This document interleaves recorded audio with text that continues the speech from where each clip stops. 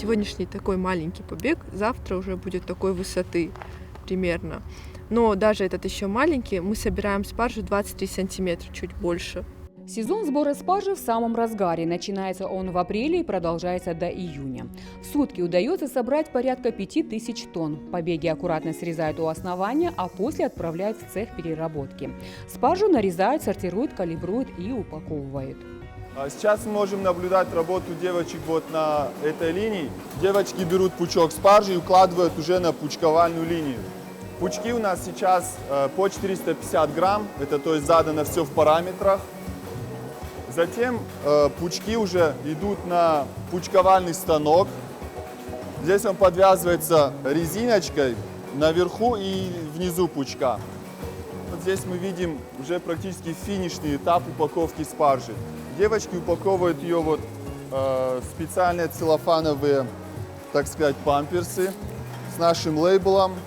И затем уже пакуют в коробки по 5 килограмм. Мы самое крупное предприятие не только в Северной Осетии, но и в России. Соответственно, наша нежнейшая и вкуснейшая спаржа отправляется в лучшие рестораны как Москвы, так и России, крупнейших городов Российской Федерации. Спаржа – скоропортящийся продукт, поэтому, чтобы к покупателю она попала свежей, строго соблюдается технологический процесс. Современные холодильные камеры позволяют одновременно хранить больше 100 тонн спаржи. Камеры у нас, получается, первый год работают, первый сезон. У нас их 4 камеры. Объем одной камеры холодильной получается около 20 тонн готовой продукции спаржи. Она может у нас храниться в этих холодильных камерах около 5-6 недель при соблюдении всех технологических процессов. Хранится она при температуре 1,5-2 градуса Цельсия и влажности воздуха около 90%. Впервые спаржу в станице Орхонской высадили в 2018 году. Именно эту овощную культуру выбрали не случайно. Экзотическая голландская спаржа быстро прижилась на Остинской земле. В этом году с 55 гектаров планируют собрать не меньше 200 тонн урожая, а это намного больше, чем в прошлом году. Спаржу компания реализует не только в регионе, но и поставляет в Москву. У нас спаржа идет в рост, то есть если мы в прошлом году получили порядка 120 тонн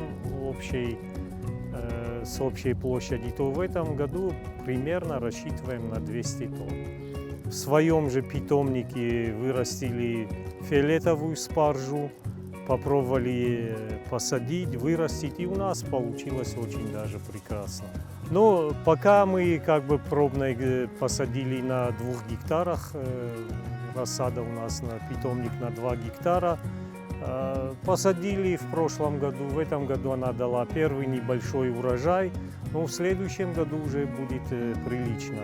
Сегодня долина спаржи – самая большая плантация в России. В этом году впервые вырастили фиолетовую спаржу. Она отличается вкусовыми качествами, более мягкая, сочная, сладкая, чем зеленая. Первый урожай составил 500 килограмм. В следующем году планируют собрать не меньше 2 тонн фиолетовой спаржи. Вообще есть 3 вида спаржи. Белая, зеленая и фиолетовая, но мы выращиваем только 2 вида. Мы собираем урожай регулярно на протяжении 8-9 недель. Дальше мы ее пускаем в рост. Тут вот как раз есть кустики, которые уже пустили в рост.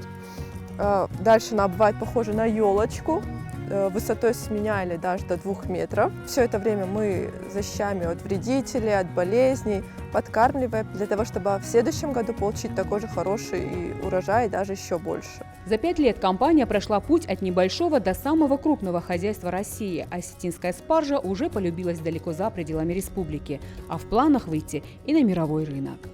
Людмила Колиева, Михаил Безуглов, 15 регион.